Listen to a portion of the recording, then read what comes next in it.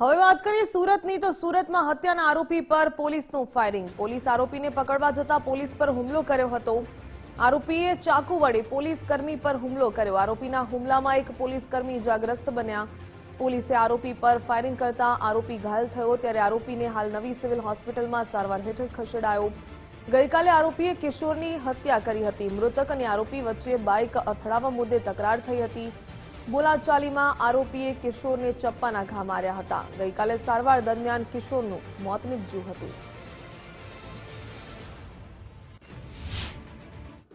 कहीं नहीं साहेब, मारे चप्पू थी बताओ એટલે વાર કરી દીધો।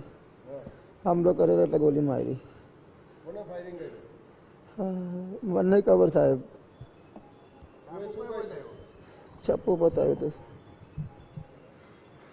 એમ જો ઉપર જો હા હા કેમ માર્યું? હા, પોલીસ વાળા એ કેમ માર્યું? ચપ્પુ બતાવતો હતો એટલા માટે। કેમ ચાકુ બજાવ્યો હતો? ભાગી ગયેલો એટલા માટે। કેમ પોલીસને ચાકુ બજાવ્યો હતો? ગલતી થઈ ગઈ સાહેબ। કેવું લાગ્યું હવે? બીજી વાર કરશે? આવું કરશે બીજી વખત? નહીં।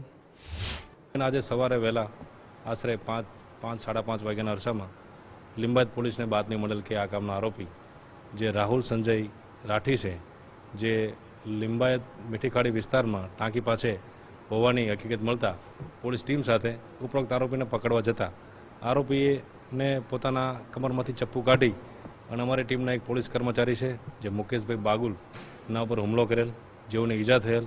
ત્યારબાદ બીજા પણ હુમલો કરતા મેં સ્વ બચાવ માટે એક રાઉન્ડ હવામાં ફાયર કરેલું।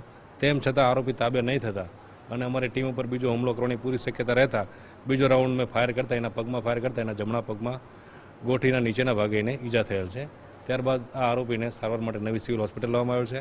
હાડીની સારવાર ચાલુ છે અને ઈજા પામનાર જે પોલીસ કર્મચારી છે, જે મુકેશભાઈ બાગુલ, જેઓને ઉધના ખાતે સનરાઈઝ હોસ્પિટલની અંદર એડમિટ કરવામાં આવ્યો છે, ત્યાં બંનેની સારવાર ચાલી રહી છે।